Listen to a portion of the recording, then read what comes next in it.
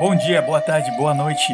Bem-vindos a mais um Acervo Fantástico. Essa semana nós estamos dando uma leve temporária pausa na nossa temporada de terror espacial, porque tem um lançamento novo nos cinemas de um grande diretor que a gente achou que tinha tudo a ver com a proposta do acervo, né? Então, assim como a gente fez ano passado, que a gente deu uma pausa para falar do Talk to Me, né? Dos irmãos Raka Raka lá na Austrália, a gente agora tá pausando para falar sobre Pobres Criaturas, lançamento novo do diretor grego Yorgos Lanthimos, com a Emma Stone, o Mark Ruffalo, William Dafoe. A gente foi no cinema anteontem à noite, assim. A gente nem conversou ainda. A primeira conversa que a gente vai ter sobre o filme vai ser agora no podcast e vocês vão testemunhar isso, né? Então, antes da gente entrar já no filme direto, deixa eu pedir para os meus co-hosts aqui se apresentarem. Grande Igor. Olá a todos e todas que estão nos escutando. É sempre um prazer estar aqui conversando sobre esses filmes bizarros com vocês, cavalheiros. E o grande Diego Nunes. E aí, pessoal, tudo bem? Mais um episódio que tô também, de novo, super empolgado. Acho que dificilmente eu tenho um filme que eu não goste nesse nosso acervo, nesse nosso podcast. É um filme que eu fiquei de cara. Acho que o Diego Nunes poderia ir ao psicólogo, né, Cíntia? Porque eu acho que o estado constante dele é super empolgado. Eu acho que deve ser alguma disfunção hormonal, de repente, pode ser? Ou não? Como se fosse em vez de ser um bipolar, ele é monopolar, ele só tem a euforia, né? É bom, pô. É bom. Ou então são os filmes que a gente escolhe que realmente são muito bons. E eu sou o Felipe Sobreiro, né?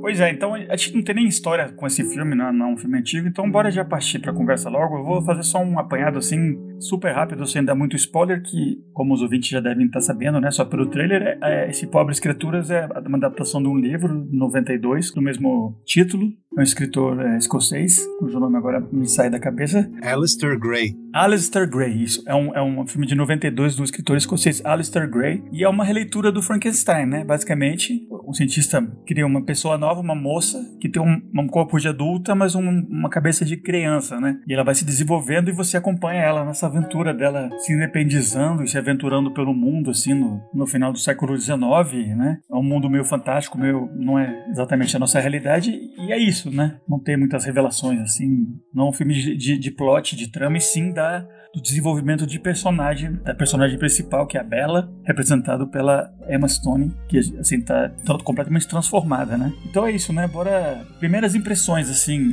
Diegão, que tá super empolgado, assim, com essa nossa ida ao cinema, que eu também tô, inclusive. E aí, primeiras impressões? Eu achei o filme muito, muito agradável e ótimo e empolgante de ser assistido assim no cinema. Achei uma experiência maravilhosa, né? Ainda tinha muita gente mexendo em papel de pipoca e fazendo barulho com a cadeira e tal, mas não me irritou, porque o filme era tão bom, que não chegou a me irritar, mas teria me irritado muito, né? Mas faz parte da experiência comunitária, né? De assistir um filme hoje em dia à noite, né? Sexta-feira à noite no cinema. Lançamento, né? Por cima. Lançamento, aí pra você ter tranquilidade, você tem que ir na hora do almoço. Mas eu fiquei, assim, realmente muito empolgado assistindo o filme. Eu achei ele espantosamente engraçado e belo e tocante. E é um filme que a gente mencionou, assim, algumas vezes nos episódios passados, né? A gente tava sentindo falta de duas coisas, né?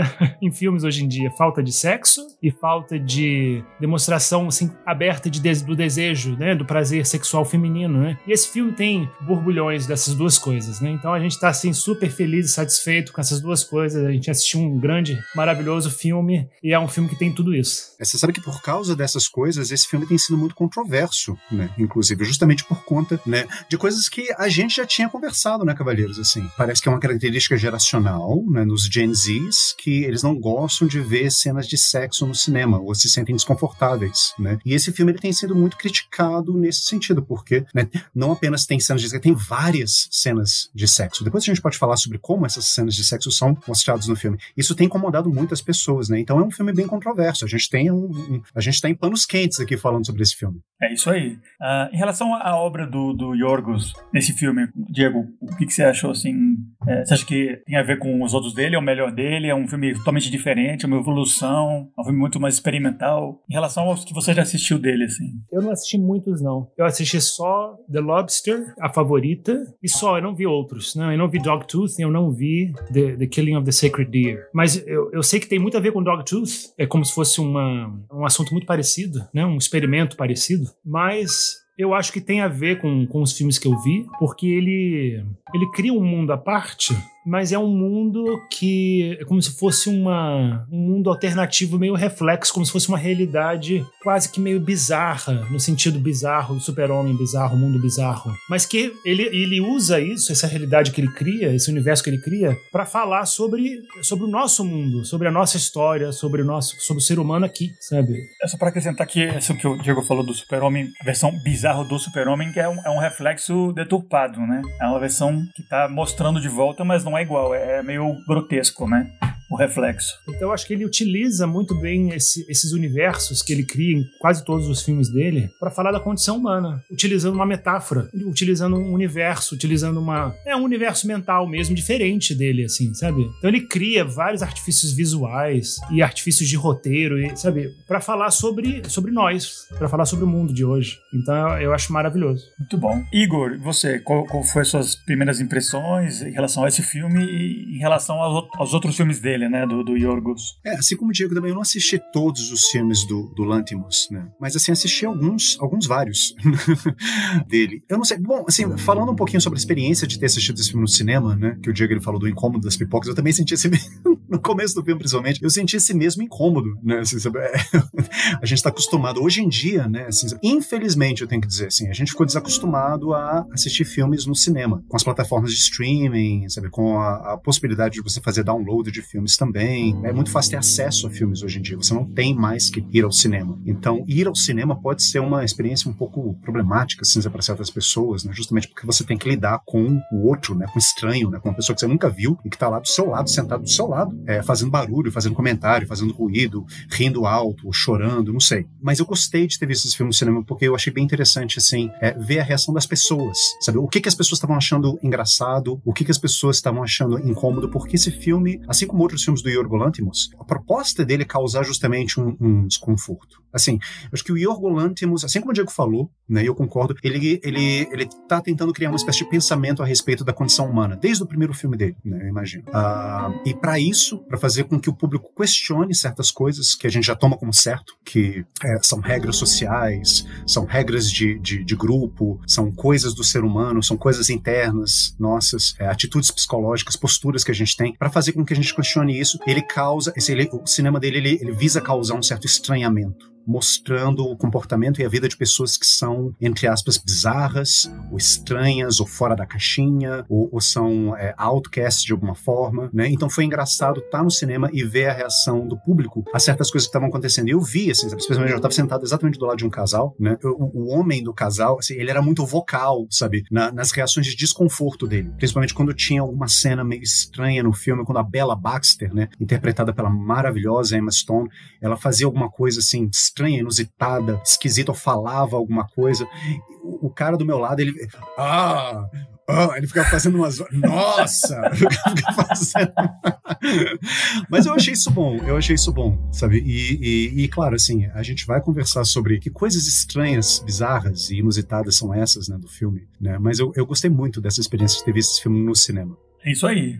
Quanto a mim, eu também adorei ter visto no cinema. É uma coisa que eu só fui sentir quando a gente estava assistindo, que eu não fazia ideia a partir do trailer, que inclusive, né, só para antecipar, assim, antes do filme, quando eu vi o trailer eu achei interessante, fiquei curioso, mas eu fiquei com o pé super atrás, assim, porque eu achei meio que um salto numa direção diferente dos filmes dele, numa outra direção, que eu achei mais, assim, com uma pegada meio, sabe, Terry Gilliam contemporâneo, assim, já que tá, na minha opinião, super decadente e perdido um pouco no que ele quer falar e como ele quer falar, e tem aqueles mundos fantásticos, mas que é uma coisa assim, sem muita direção, sem pé nem cabeça. Eu fiquei meio assustado, assim, eu falei, ixi, que é esse filme, né? Só que a gente assistiu e o filme é muito mais uma comédia do que eu esperava que ele fosse, né? Eu achava que era com elementos fantásticos, ficção científica, tudo isso eu já imaginava, mas eu não fazia ideia de quanto o filme é engraçado. É muito engraçado. E especificamente comédia é um gênero que eu vejo o filme tudo em casa, sozinho, basicamente, sempre, né? Mas acho que comédia enriquece muito quando você vê em grupo. E a gente viu, né, as pessoas realmente reação de choque ou risada ou de tudo, assim. E eu curti o fato de ter sido com um grupo que a gente assistiu, que tem muitas falas boas, muitos momentos super hilários, assim, humor negríssimo, né? O William Dafoe como um cientista que cria ela, né? Que é um pai / Deus, chamado Godfrey, que é chamado de God, né? Deus, como com o apelido. Sempre que ele falava, era umas atrocidades que o pai dele fazia com ele, assim, e ele é todo destruído, todo reconstruído.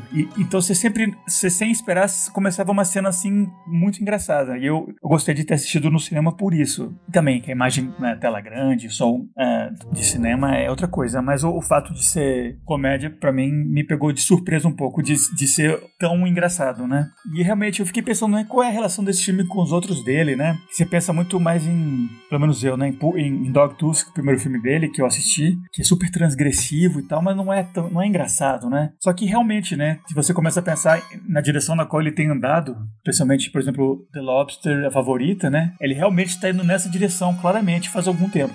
E acho que meio que tá culminando, né?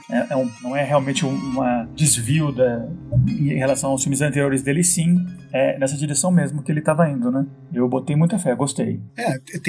Assim, é complicado dizer que existe um tema, né, que perfaz todos os filmes de um determinado diretor. Mas a gente sabe, assim, que diretores que colocam essa marca autoral no trabalho deles, né, acabam utilizando os mesmos temas, ou então temas próximos, ou então você vê o desenvolvimento de um mesmo tema ao longo de uma filmografia de um diretor. Eu acho que é o caso de, por exemplo, aqui o David Cronenberg, né? Ele não está fazendo exatamente o mesmo filme, né? Mas você vê que tem uma evolução naquilo que ele está querendo dizer para o público, né, ao longo dos filmes dele. No caso do Lanthimos, né, eu poderia arriscar também, assim, novamente aqui, isso aqui é uma opinião de uma pessoa que ainda não viu todos os filmes dele, mas dos filmes que eu vi dele, e tentando traçar um paralelo entre esses filmes que eu vi e o Pobres Criaturas, eu acho que um dos temas que a gente poderia ver, né, nos filmes dele é justamente esse embate entre forças que tentam cercear o comportamento do indivíduo, né, que tentam limitar, que tentam controlar, né, como é que você deve viver, como é que você deve se sentir, como é que você deve ser no mundo, e a figura de um indivíduo que acaba fugindo da regra, que acaba saindo da caixinha, acaba se rebelando, ou fugindo, ou tentando escapar, ou questionando essas regras, e nisso você vai vendo o absurdo. Eu acho que não só o absurdo das regras, mas talvez, assim, o absurdo de você ter regras, de você fazer esse movimento, assim, de querer cercear a liberdade dos indivíduos, estabelecendo um certo limite de regras. O quanto que esse ato em si já é uma coisa absurda. Então, acho que, de repente, a gente poderia ver isso também, assim, porque eu acho que isso tá no Lagosta também, isso tá no Favorita, isso tá naquele... eu não sei o título em português, assim, sabe? Agora, The Killing of the Sacred Deer, talvez seja o filme mais sério dele, O Sacrifício do Servo Sagrado, não sei se é o sacrifício ou se é a morte do Servo Sagrado, enfim. Um filme com Colin Farrell também. Eu acho que esse eixo temático, ele tá presente, assim. E eu queria perguntar para vocês, cavaleiros, assim, sabe? Como é que a gente poderia aplicar isso, né, a esse universo do Pobres Criaturas, assim, sabe? Que regras são essas e como que a Bella Baxter tá tentando, né, driblar essas regras? Falando sobre esse filme, respondendo diretamente a pergunta do Igor, eu acho que esse filme, ele é sobre um tipo de aprisionamento específico que se chama ciúme. É um filme sobre ciúme. É um filme sobre possessão do outro, do seu outro amado. Então, eu acho que o ciúme é uma forma de prender alguém. Ter ciúme de alguém, assim, ter ciúme excessivo de alguém, é uma forma de tentar aprisionar essa pessoa. Tentar fazê-la se comportar da maneira que você acha que ela deve se comportar como o seu parceiro, seu namorado, seu marido, sabe, esposa e tal. Então, esse filme, ele é claramente isso, né? Ela tem 4 relações importantes no filme, né? Com o pai, entre aspas, né? Com God, né? William Dafoe. que cria ela, né? Depois com o ajudante dele, né, aquele aspirante a médico, né, que se apaixona loucamente por ela, que é o único que realmente não tenta claramente assim prendê-la mesmo, né? Tenta, mas claramente não tem a força necessária para conseguir fazer isso, nem quer no fundo fazer isso. Talvez ele é o único que está realmente em conflito, né, e ela tá presente ou não, ou é deixar ela fazer o que ela quer. O Mark Ruffalo e depois o marido antigo, né, da Bella antiga. E todos esses personagens tentam realmente cercear a liberdade dela, tentam prender ela literalmente dentro de casa. Então isso não é uma coisa assim acidental no filme, né? O filme é sobre isso. Eu não acho, né? Muita gente fala que esse filme ele é super feminista, né? Eu concordo que é feminista mesmo, maravilhosamente feminista, assim, sabe? Eu acho incrível. Mas eu acho que o filme ele pode ser também, eu acho que o ciúme, eu acho que a ânsia de você prender alguém, a ânsia de você cercear o comportamento de alguém, controlar o comportamento de alguém, ela não tem gênero. Ela pode acontecer em qualquer gênero. No filme, são homens que todos eles se apaixonam loucamente pela espontaneidade, naturalidade, pela beleza e pela inteligência lá da Bella, e eles não conseguem se relacionar com ela sem cercear a liberdade dela, né? Sem algum elemento de posse, porque ela é um ser livre, absolutamente livre, e que não vê e não tem, assim, não tá engrenhado nela nenhum tipo de contra-impulso social que a gente aprende e vai ganhando isso com o nosso crescimento, né? Porque ela não cresce, né? Ela já nasce adulta. Então ela não ganha esse tipo de amarra, esse tipo de barreira e esse tipo de corda, né, que te amarra quando a gente vai crescendo, né? A gente vai aprendendo. A civilização ela vai ensinando pra gente certas necessidades de conter o seu desejo. Porque tem muitos desejos, tem muitas pulsões que são realmente destrutivas e você tem que aprender a contê-las. E tem certos desejos amorosos e sexuais e de libido que também, às vezes, você não pode consumá-las na hora que você quer. Então você tem que aprender a conter essas duas pulsões, né? Durante toda a sua vida. E a Bella, ela não passou por isso, por esse estágio. Ela não entende, ela não vê por que ela tem que conter, especialmente o desejo dela, especialmente a voracidade sexual e de prazer sensorial dela. E quem tá com ela não consegue conceber uma existência com um ser assim. Não consegue deixar uma pessoa ser assim. O que isso diz sobre nós? Que eu acho, por exemplo, que a grande maioria das pessoas que tem essa necessidade de conter e controlar o comportamento do outro é porque gostaria de se comportar da mesma forma, mas não consegue. E aí ele quer fazer no outro. É um tipo de boçalidade que muita gente, todos nós, às vezes, a gente incorre nesse comportamento, sabe? Porque no fundo é o que a gente gostaria de estar fazendo. É uma projeção. Eu acho. É o que eu acho. O que vocês acham do que eu falei? Realmente, o fato que esse filme é claramente assim, né? Não é um segredo que é uma releitura da história do Frankenstein, do monstro, né? Mas assim como no mesmo comentário que tem desse livro primeiro, né? Do original, da Mary Shelley, a criatura é pura, inocente até certo ponto, e a monstruosidade, né, o grande monstro é o Dr. Frankenstein, né, no original, e nesse caso desse filme são todos os homens da vida dela, né, meio que realmente o monstro, entre aspas, mais brando é o Rami Youssef, como o assistente do doutor que amando dele quer casar com ela, né, mas ele é um cara também meio pusilânime, que não sabe, ele se deixa levar e tal, mas né, os grandes monstros da vida então viram, se você ignorar um pouco eles, seriam o pai dela, o criador dela, o William Dafoe, aquele advogado que descobre que ela vai casar e tem essa imagem meio auto-ilusória de que ele é um libertino, mas assim que ele vai viver com ela, ele descobre que ele, na verdade, não é, como o Diego diz, né? Ele é movido pelo ciúme. E depois é aquele último homem que talvez não ficou claro na descrição da história, né? Que esse Dr. Godwin, ele resgata uma mulher que se matou e estava grávida instantaneamente, assim. Até mencionado no filme, né? Que ele nunca tinha visto um cadáver tão próximo da vida antes. E nessa jogada de recuperar a mulher lá, que ele é um cientista maluco, né? Ele coloca o cérebro do bebê que ela ia dar à luz na cabeça da mãe. Então essa mãe que morreu, entre aspas, ela foi casada, né? Com o grande monstro do final dessa trajetória dela, que é o ex-marido, né? O Chris Abbott, que inclusive é conhecido nosso aqui, o Igor e eu, a gente conversou passou daquele Possessor, ele tá muito bom, assim, um cara medonho, assim, um militar, assim, cuja noção de... Ele é o mais atrasado e o mais violento de todos, né? Mas mesmo assim, como eu menciono, né, o próprio Rami Youssef, até o pai dela, que meio que entende que ela tem que sair, também, como o Diego diz, né, são movidos pelo ciúme, né? Essa é a relação que eles têm em relação a ela. Ela é uma tábula rasa, né? Inclusive, o filme é muito interessante nesse sentido, né? Que você começa acompanhando ela basicamente um bebê adulto, né? Aprendendo a falar, aprendendo a caminhar, e acho que ela brilha muito, especialmente a Emma Stone, que tá ótima no filme, né? É um filme super corajoso, representação dela e tal, bababá. Eu acho que o mais espetacular da atuação dela não é tanto, sabe, se dispor a cena de nudez e tal, e sim uma performance super experimental, assim, de movimento de corpo, tipo de filme meio de atuação de cinema mudo, ou aquele tipo Nicolas Cage, né, que ele se reflete muito nesse expressionismo alemão e tal, e eu acho que ela, nessa fase bebê dela, se movimentando que nem uma criança, assim, e com aquela visão preto e branco dos recém-nascidos, que foi uma sacada que a minha esposa me mencionou, até não tinha nem pensado, né, que o filme começa preto e branco, que a criança quando nasce não vê cores, né, e à medida que ela vai ficando livre, se desenvolvendo, as cores entram na vida dela, né. Eu acho que ela tá muito boa, assim, muito expressiva nessa hora. Em geral, o filme todo, né, óbvio, né, ela tá espetacular, assim. Eu acho a Emma Stone um gênio, acho ela genial, e eu só queria mencionar uma coisa que eu já falei até pra vocês, né, em off, mas eu acho legal compartilhar isso, né. Eu tava assistindo uma roda de perguntas, né, com ela e outras atrizes, né. E aí a Margot Robbie, né, que fez a Barbie, estava falando, né, que de todos os papéis dela, né, que ela já fez, né, a grande maioria dos papéis que ela fez, grandes papéis, ela teve muita ajuda, né, de coaches, né, de sotaque e de comportamento, de movimento. Ela tem uma equipe muito organizada e ela é muito comprometida, né, com o trabalho, né.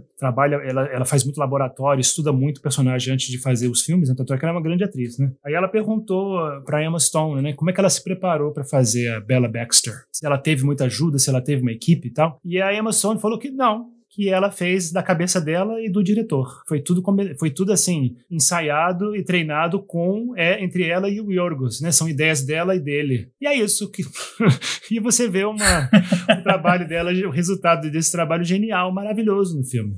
Eu acho que ela é tão responsável pelo filme quanto ele, assim, pelo sucesso dele e tal, não é? Ela é produtora desse filme. Você diz o diretor e bababá, nesse caso, né, claramente ela também tá, como você diz, né, produzindo e realmente desenvolveu o personagem, né, em todos os níveis, né? E o filme é desenvolvimento do personagem. Perfeito.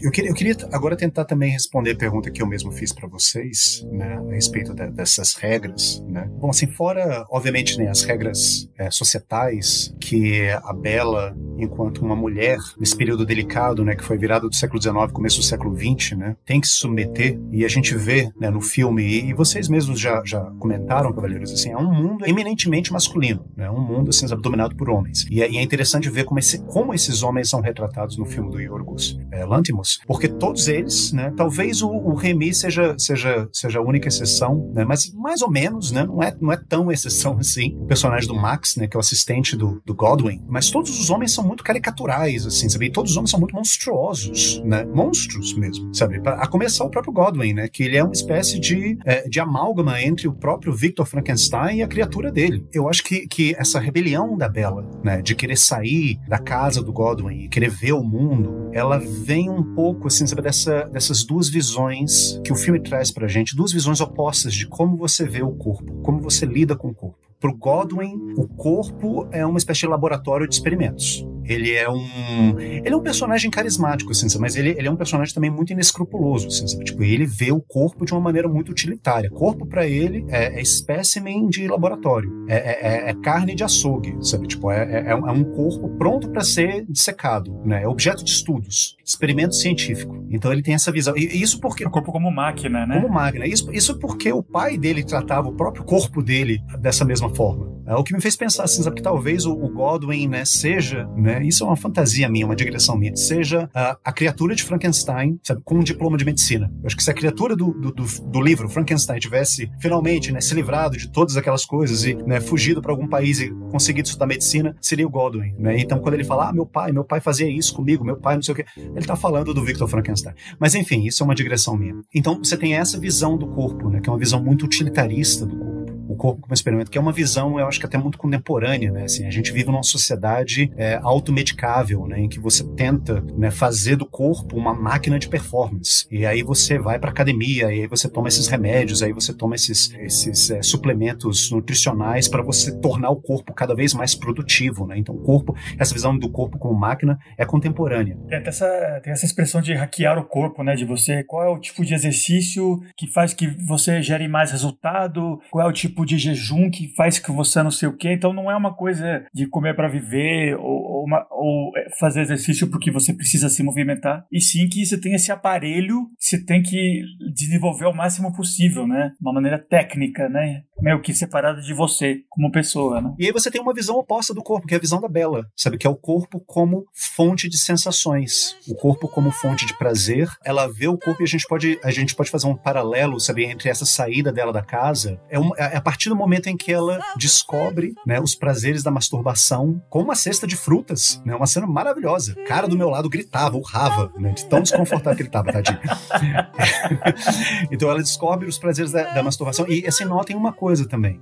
O filme ele é preto e branco. Eu achei interessante essa perspectiva, né, da esposa do Felipe, né? Assim, porque é a visão de uma criança. Eu vi alguns críticos, né, falando que o filme ele fica colorido a partir do momento em que há a descoberta do sexo na vida da Bella. Ou seja, é todo um mundo de novas sensações que começam a adentrar nos sentidos dela. Então o corpo é isso. O corpo ele é um mapa a ser explorado, né? Então à medida que ela vai visitando vários países, Portugal, Egito, França, ela vai explorando o próprio corpo dela, sabe? Então eu acho que a descoberta do sexo e a descoberta do mundo estão em paralelo nesse filme. Eu tinha interpretado, tudo isso está certo, eu acho, né? Tanto a interpretação da Lauriane, mulher do Felipe, né? Quanto a sua, mas eu tinha interpretado de outra forma, sabia? Eu achei que o filme ficou colorido quando ela saiu da casa do Godwin, mas posso estar errado. Acho que não tem interpretação certa ou errada, eu acho que são interpretações, assim, eu acho que são leituras que a gente faz do filme, o filme tá aí, né? Justamente pra gente interpretar e acho que desde que a gente não fale uma besteira muito grande, né? Assim, sabe? Tipo, fica colorido quando os alienígenas entram no filme. Eu acho que tudo tá valendo, assim. Ela tem esse Bildungsroman, né? Ela é uma história de um jovem que vira adulto, mas sempre num corpo que não muda, né? Essa é a diferença desse filme, né? Então acho que realmente tem essa infância, a adolescência dela descobrindo o sexo e depois essa saída da casa, que eu também interpretei como uma cor entrando um pouco mais nessa hora, né? Que ela virando adulta, entre aspas, né? Ela saindo da sombra do pai e do potencial marido, né? Mas também realmente não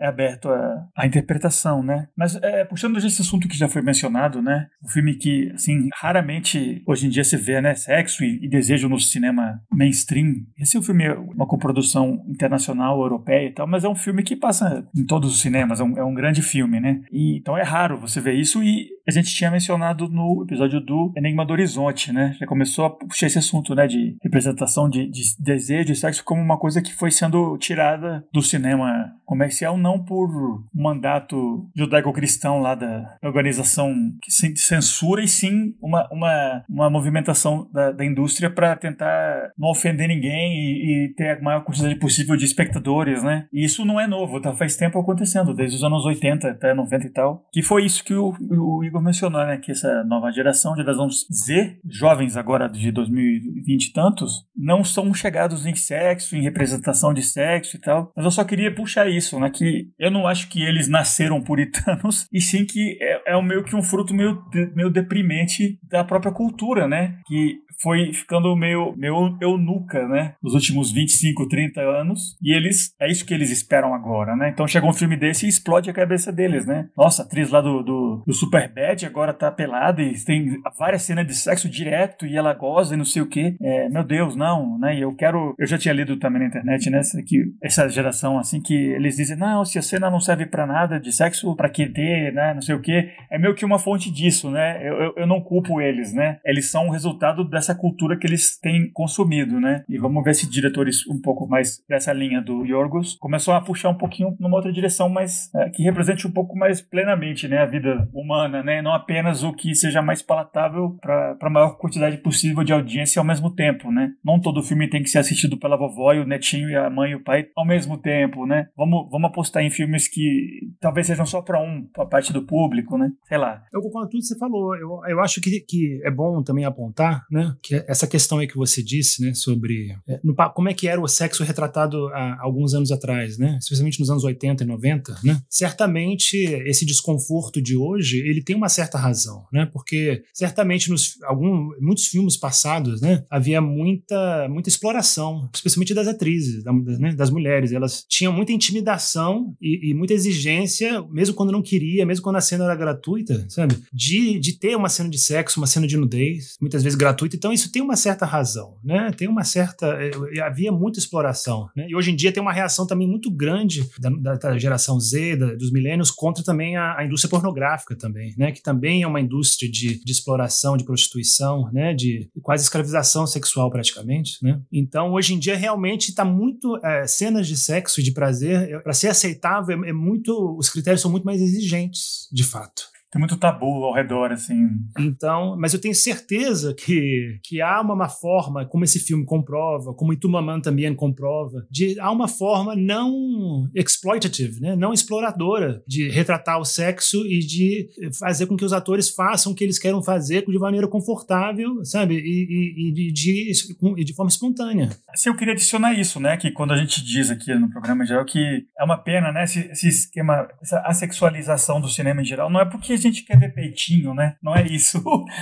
E obviamente, né, esses filmes mais antigos dos anos 70, 80 e tal, realmente tinha muito problema disso, né? De intimidação das atrizes. Mas hoje em dia tem esse novo cargo que foi criado até para ser feito na produção dos cinemas, né? Que é esse tipo de... Como é que se diria em português? Um tipo de profissional de intimidade. Uma coisa assim, é uma pessoa que tá lá para coordenar a cena de nudez, sexo, etc. Inclusive, eu vi uma conversa muito legal que no final do ano agora, de 2023 para 2024, começa a ter aquelas mesas redondas e papos que a gente viu no YouTube, né, de pega 2 atores que estão em filmes badalados, ou 2 diretores, e eles conversam lá 1 hora e tal, e teve um papo muito legal entre o Ari Aster, do Midsommar, do Hereditário, com o Yorgos, né, e o Ari Aster perguntou para ele, né, como é que é isso de trabalhar com esse coordenador de intimidade, né, isso não é uma presença meio que abafa e meio que deixa as coisas menos fluídas, e o Yorgos Lanthimos falou que não, muito pelo contrário, né? Que só facilita a vida dele, que ele achou ótimo e realmente tá lá para garantir que tá todo mundo de boa com o que tá sendo feito, né? E inclusive, se alguém achar depois, eu vou até botar no link da descrição do episódio, né? Esse papo dele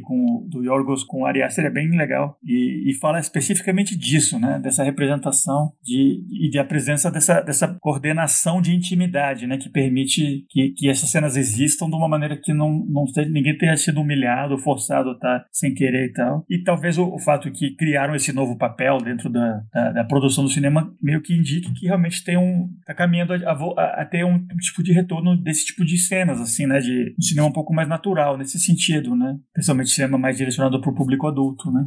Acredito. É interessante esse debate, né? Porque como o Diego falou, eu acho que essa atitude, não vou dizer moralista, mas talvez moralizante de alguns jovens, ou da maioria dos jovens, né? Em relação às cenas de sexo no cinema, ela vem justamente em resposta a um problema antigo, que eu acho que nunca foi tratado com a seriedade que ele deveria ter sido tratado, que é a questão da exploração do corpo, mais especificamente a exploração do corpo feminino, em cenas gratuitas, né, ou desnecessárias de sexo. Agora, eu queria só fazer um adendo também, assim, sabe, porque eu acho que eu reconheço, assim, sabe, a importância de você revisar, de você problematizar essas cenas ditas gratuitas de sexo, mas ao mesmo tempo, assim, sabe, tipo, eu acho que o que está por trás disso é um tipo de visão, é uma visão um pouco utilitarista, né, do que é o filme. E eu discordo um pouco disso.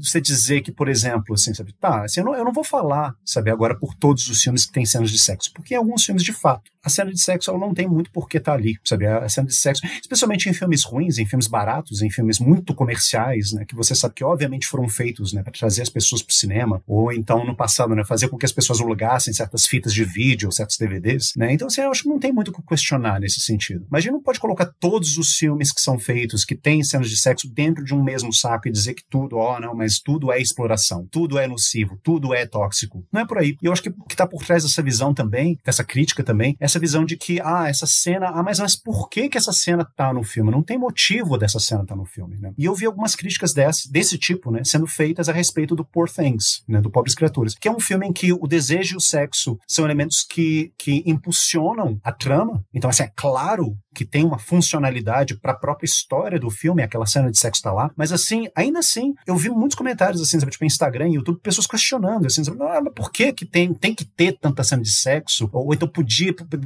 os atores podiam estar cobertos, alguma coisa assim. Eu vi esses comentários. Essa coisa do porquê que essa cena tem que estar lá, sabe, eu acho que a cena tem que estar lá porque ela faz parte do filme. Eu acho que a gente tem que deixar também um pouquinho, sabe, essa visão funcional da cena, do elemento cênico que constitui um filme. Eu acho que isso pode ser muito útil na hora de você pensar certos filmes, principalmente os filmes norte-americanos, os filmes hollywoodianos, em que você vê que tem cenas e tem personagens que têm uma certa funcionalidade dentro daquele quadro narrativo. Ótimo. Mas eu acho que nem todo filme ele precisa ser analisado dessa forma. Qual é a utilização? Qual é a função dessa cena? Qual é a função desse personagem? Qual é a função da câmera estar nesse ângulo? Não tem essa função. Se você ficar pensando nisso, é você cair é você ser uma espécie de Godwin do cinema. Se você ficar vendo tudo de uma forma utilitarista, né, e funcionalista e preocupado com isso. Isso é uma maneira meio fria, né, e convenhamos, assim, sabe, desculpe minha opinião, mas assim, meio babaca, né, de você ficar vendo todos os filmes. Esquece isso um pouquinho. É isso aí, também, eu queria puxar esse fio que você falou, né, do cinema ser utilitário, né, pra que ter essa cena, e um dos elementos que me interessou muito desse filme é esse sentido meio anárquico mesmo, né, que tem esse filme. Ele não só é um filme que tem essas grandes representações, assim,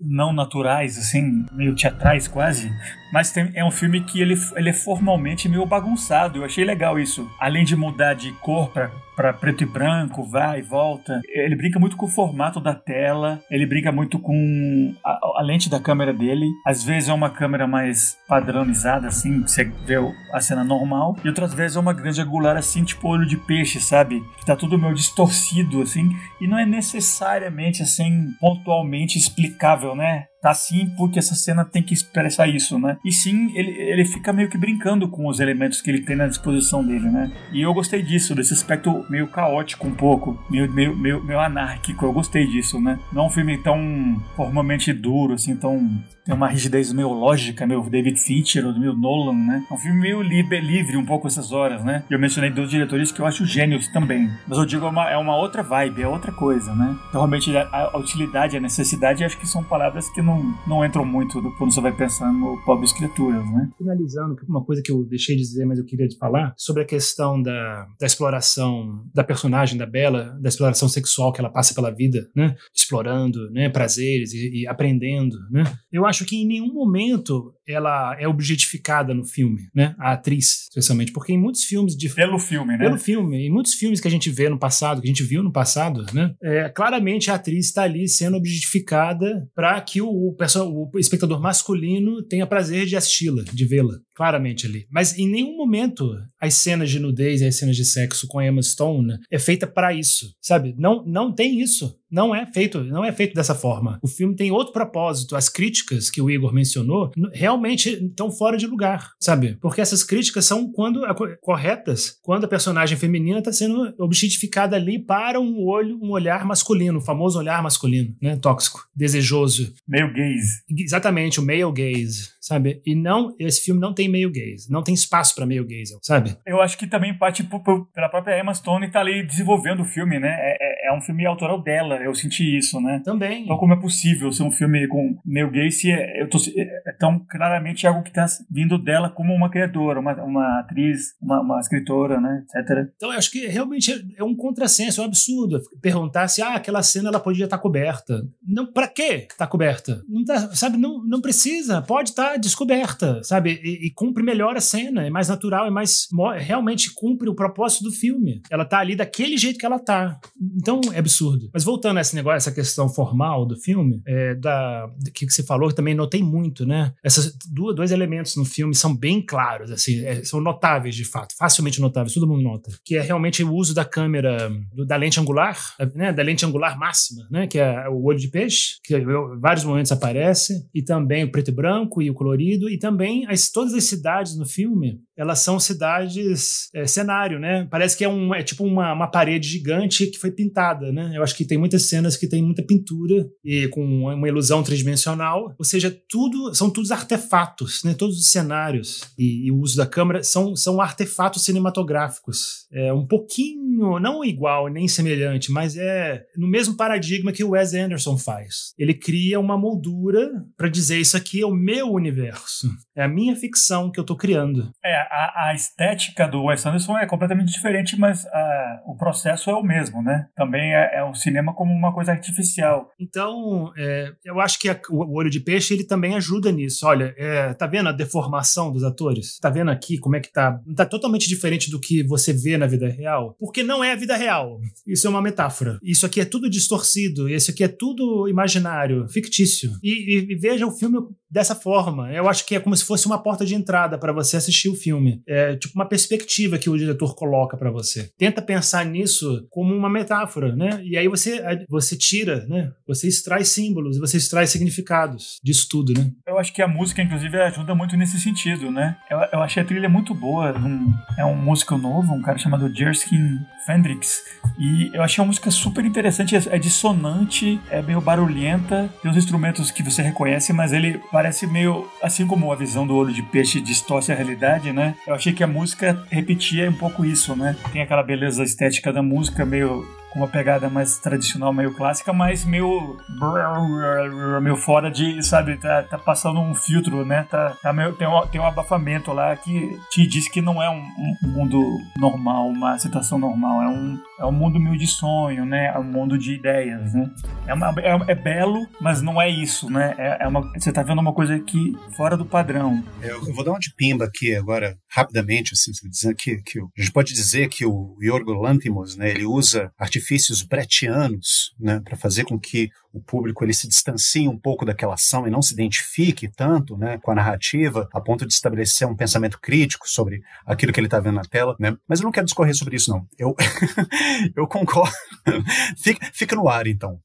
Se alguém depois nos comentários quiser falar sobre isso, né, a gente conversa, a gente debate mais. Mas eu queria falar sobre justamente essa questão da estilização, né, essa estilização excessiva do filme, né? Primeiro, assim, sabe, rapidamente, assim, eu queria fazer uma diferença entre estilo e estilização. O que a gente chama de estilização? Esse filme, né, o Pobres Criaturas, ele é altamente estilizado. E o que a gente quer dizer com isso? Quer dizer que aqueles elementos cênicos, né, que o diretor coloca no filme, eles são feitos de uma forma que o público fica consciente deles. Porque normalmente quando você está assistindo um filme, você não tem muita consciência de figurino, de direção de arte, de posicionamento de câmera, de lente, de coloração, de paleta de cores. Você não tem muito isso, né? A não ser que você seja assim, um público muito atento e já esteja fazendo um trabalho crítico sobre aquele filme, mas assim, a gente tende a se desligar um pouco desses elementos e prestar mais atenção em outras coisas, como por exemplo a performance dos atores, ou na própria história mesmo. Então a gente deixa um pouquinho essas coisas de lado, a gente esquece um pouquinho, ou então varre elas para debaixo do tapete. Mas quando um filme ele é estilizado, essas coisas elas sobressaltam,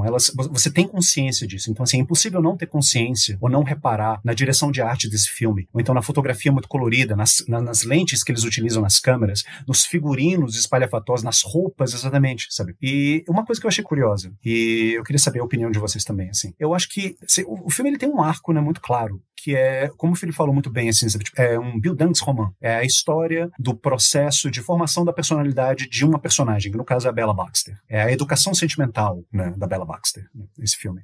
À medida que a personagem vai progredindo e a narrativa vai evoluindo, eu pelo menos assim notei que esses elementos de estilização que o Lanthimos usa, eles vão diminuindo. Então, o filme ele começa preto e branco, depois quando ela descobre a masturbação e vai para Lisboa e vai para Alexandria, você vê um mundo muito colorido, sabe, tudo muito cênico, lembra um pouquinho, assim, um filme do Fellini nessa fase dos anos 70, né, La Nave Va, Satyricon, Casanova, sabe, tudo muito artificial, mas à medida que ela vai formando a personalidade dela e ganhando uma consciência maior da realidade, esses aspectos estilizantes do filme, eles vão diminuindo, eles vão dando espaço à lente olho de peixe. O que a lente olho de peixe ela faz, né? Ela concentra a ação em um determinado ponto central na tela e ela distorce tudo que está em volta. À medida que ela vai formando a personalidade dela, a lente olho de peixe ela vai sendo aos poucos abandonada e você vai tendo numa perspectiva maior daquilo que você está vendo na tela. Ou seja, é como se a realidade dela tivesse se expandindo, a visão de realidade dela tivesse se expandindo à medida que ela vai formando quem ela é. Então eu acho que é interessante, assim, sabe? Tem alguns diretores, né, autores, né, que usam a estilização pelo benefício da própria estilização. O filme é estilizado porque fica mais bonito. E eu, particularmente, não tenho nada contra isso. Eu gosto de ver filmes estilizados, né? Mesmo que isso seja feito de uma forma gratuita, seja lá o que isso signifique. Entre aspas, forma gratuita. O que é gratuito, né, no cinema, né? Qual é a função dessa estilização? Mas eu acho que nesse caso, especificamente do Pobres Criaturas, a gente pode dizer que a estilização que o Yorgos Lanthimos dá para os elementos cênicos do filme tem uma função, que é justamente mostrar essa evolução na consciência da personagem de Bella Baxter. Ela começa super focada em certas coisas, meio infantil, meio não, assim, sabe? Ela tem um cérebro, é uma mulher adulta, né, com cérebro de criança, é um bebê, mas à medida que ela vai ganhando um repertório emocional e intelectual maior, o filme vai adquirindo cores, você acaba percebendo certos detalhes e certas coisas passam a ser não tão caricaturais e exageradas. Então, assim, eu acho que tem uma função. Eu tô aqui me batendo para dizer isso, mas eu tenho que admitir, eu acho que nesse caso tem uma funcionalidade toda essa estilização do filme. Mas eu queria perguntar pra vocês da personagem da Bella, que é uma personagem fascinante, né? E ela passa por uma série de transformações no filme, e eu queria saber o que vocês acham disso, assim, sabe? Qual que é esse arco aí da Bella Baxter, assim, sabe? Tipo, ela sai de criatura de Frankenstein, ela sai de experimento científico nas mãos de um cientista maluco pra se tornar o que no final do filme? O que vocês acham disso, dessa jornada dela? Assim, pra onde que vai? Pra onde que leva essa jornada dela? Pra onde que isso nos leva também? Eu acho difícil resumir, porque acontece muitas coisas, né? O desenvolvimento dela é muito complexo. Tem a fase da descoberta, inocente, né, dos prazeres, né, e é muito legal essa fase, né, é muito divertida essa parte do filme, né, porque ela não tem culpa de sentir prazer nenhum. Com comida, com sexo, né, ela não entende por que as pessoas não fazem sexo, não se masturbam e não comem o tempo todo, sabe? Então tem várias cenas que mostram isso, né, tem a cena daquela com uma dúzia de pastéis de nata lá em Lisboa, ela realmente está irrefreável, tem essa parte, né, tem a parte que ela vê que ela é prisioneira do pai e consegue convencer o pai dela, né, o God, a libertá-la, e depois ela vira prisioneira de novo, né, e isso é eu acho que ela, se a gente resumir, ela passa por várias desilusões, né, talvez, eu entendi assim, que o processo de amadurecimento dela, né, é um processo de passar por várias desilusões, então ela tem uma desilusão muito grande primeiro com o pai, e ele se redime, né, ela consegue sair, e ela tem uma desilusão enorme com o personagem do Mark Ruffalo, né? Ela vê que ele se transforma, ele se mostra como a grande porta de entrada dela para um mundo de prazeres, né? Ele que vai, como se fosse uma chave para os prazeres do mundo, né? E ele se transforma num homem chato, num carcereiro, sabe? Num saco, num cara tedioso, né? E depois ela passa pelo mundo da prostituição, que é uma parte muito importante do desenvolvimento do personagem dela, que ela passa por essa desilusão de que às vezes ela precisa fazer coisas que ela não tá afim para ganhar dinheiro, para sobreviver. Ela tem que entender isso, né? A Cafetina explica para ela, sabe, o porquê que ela pergunta, né? Por que eu tenho que fazer sexo quando eu não estou com desejo, né? Com uma pessoa que eu não quero, com uma pessoa, né, horrível. Ela diz, por que você não deixa o cara lá, o cliente esperando, e você pergunta para as prostitutas qual quer, né? E não ao contrário, né? Isso, exatamente. Então, e aí a próxima desilusão é a desilusão de que a desilusão da desigualdade social, de que há pessoas que estão morrendo de fome, estão morrendo de doença, né? E ela tem esse instinto muito humano, né, de querer ajudar, de querer colaborar, bem infantil, bem primordial nosso, né? De empatia com o sofrimento. E aí ela tem essa desilusão de que o dinheiro não chega nessas pessoas, obviamente, né? Eu acho que tem uma criticazinha. Eu acho que aqueles dois marinheiros ali do navio que pegam o dinheiro dela são o governo, né? A gente paga o imposto pro governo e o governo, opa, você me deu dinheiro? Caraca, você acha que eu vou dar pros pobres? Que ingênuo. Eu achei exatamente, sabe? E ela tem a grande desilusão de quando ela descobre quem ela foi e com quem ela era casada. E com o pai, né?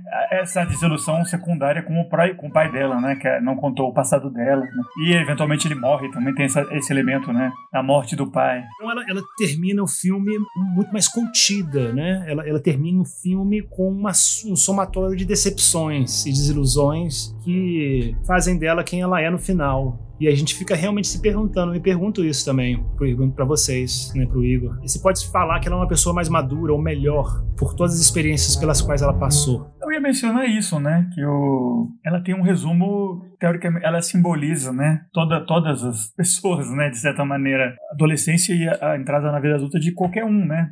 Realmente ela começa com, né, aquele brilho no olho e ingenuidade, e aí vai ficando, né? Inclusive, eu acho interessante, só para acrescentar o que o Diego falou também, não precisa nem falar muito além, eu acho interessante que, né, tem essa coisa de rebelião com a vida imposta pelo criador dela, pelo pai dela, essa ida ao mundo, essas decepções, e quando ela volta, no final, ela vai basicamente suplantar ele, né? Ela vai virar basicamente uma Godwin do futuro, né? Assim como o Igor comentou que você pode até fazer uma interpretação, meio uma releitura que o monstro do Frankenstein cresceu e foi na faculdade e virou o Godwin, né? Que criou a Bella, né? Agora a Bella que cresceu e ela que vai virar a próxima doutora, né? Eu tenho um pouco esse grande círculo, né? Até no retorno se deslumbrou, né? Quebrou a cara e eventualmente voltou para casa do pai para meio que seguir um pouco o caminho dele, né? Aí você pode até pensar, né? Talvez ela mais para frente gere uma outra criatura que vai querer sair e depois talvez voltar, né? Talvez tenha um elemento cíclico, né? Que a gente vê que acontece na vida mesmo, né? Não sei. Eu concordo com você, mas tem uma coisa que eu discordo, assim. No sentido em que eu acho que a Bella, ela vai assumir a posição do pai dela, né? Do deus dela, né? Do Godwin. Mas é de uma forma diferente, porque eu acho que a Bella é uma personagem mais complexa que o próprio Godwin, né? Eu acho que ela supera o criador dela nesse sentido. Porque ela saiu pro mundo e ela se aventurou em coisas que talvez, sabe, ele não tenha feito. Assim,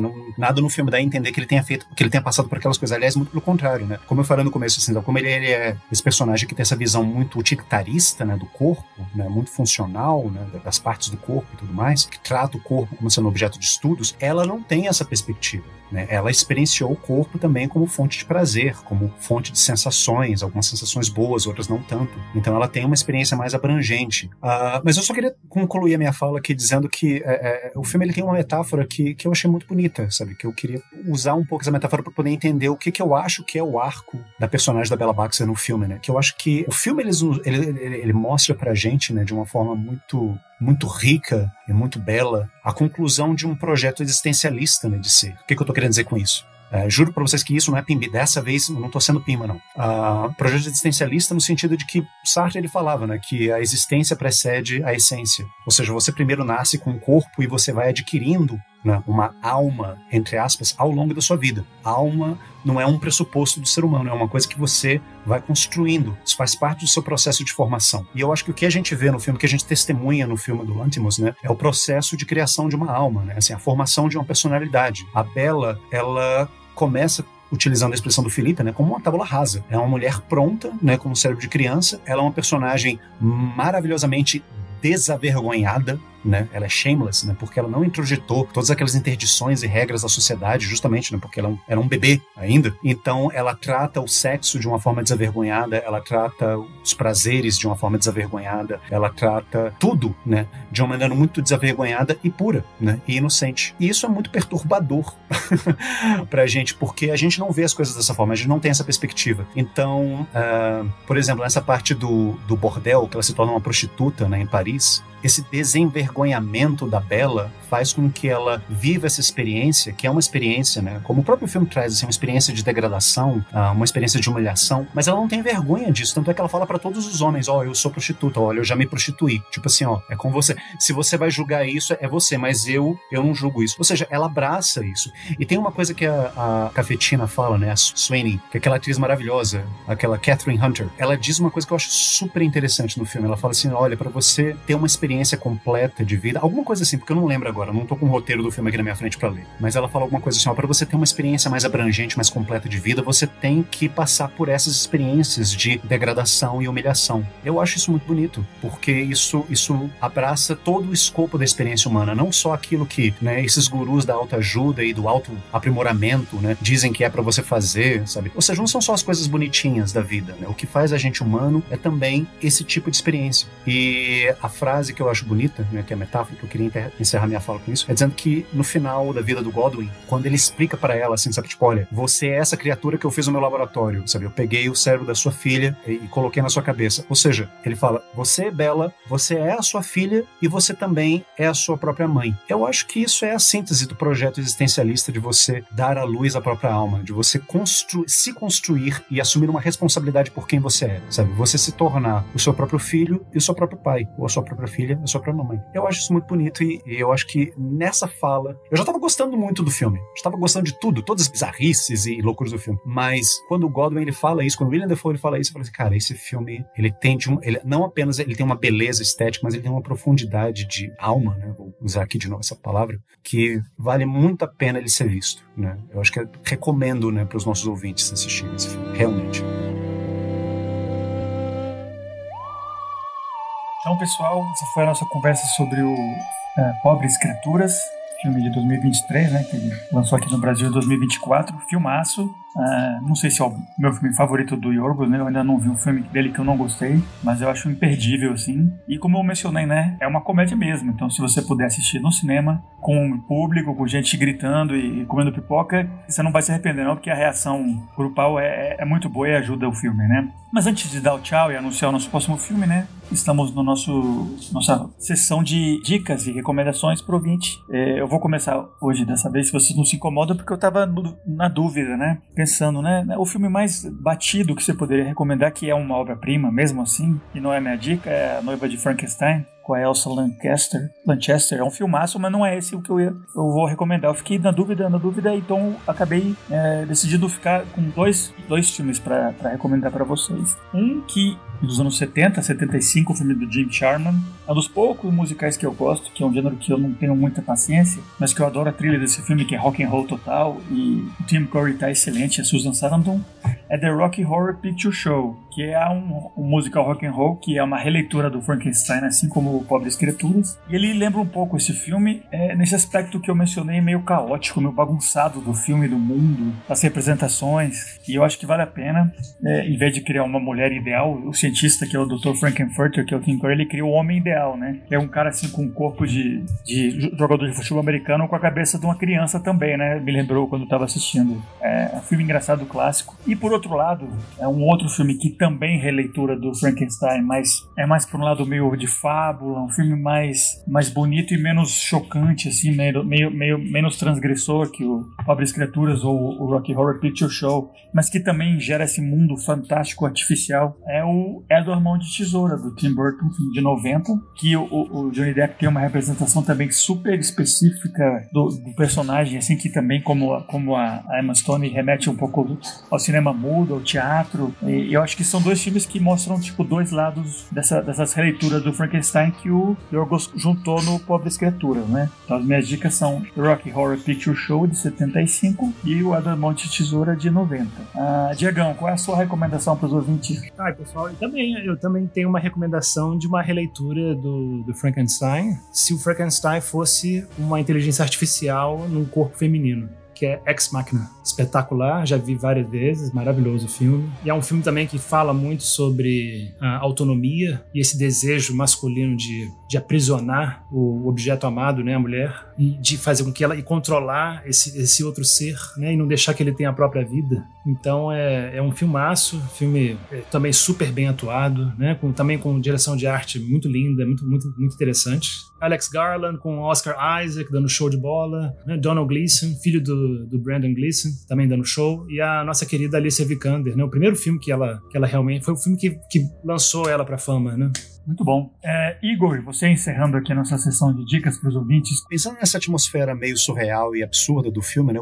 Eu acho que tem vários filmes que vêm à mente, né? Então, assim, eu poderia estar falando, por exemplo, aqui do Instituto Benjamenta, dos irmãos Quay, né? Um filme de 95, né? Produção britânica, com Mark Rylance no papel principal. Poderia estar falando também, assim, sabe, de O Sanatório da Clepsydra, né? Que é um filme polonês de 1973, bem surreal e com uns toques meio góticos também, mas poderia estar falando desses filmes, porque eu acho que a atmosfera deles, assim, casa muito com Pobres Criaturas, mas se tem um filme que eu acho que tá nesse mesmo clima, né? Pra quem gostou do Pobres Criaturas, eu espero que vocês gostem do filme, né? Eu acho que Valerie e Sua Semana de Deslumbramentos, que é um filme da República Tcheca, de 1970. O diretor é o Jaromír Jireš. E é um filme que eu acho encantador, assim, eu tô citando esse filme porque quando o Pobres Criaturas terminou, a sensação que eu tive é que, uau, eu tava encantado com o filme.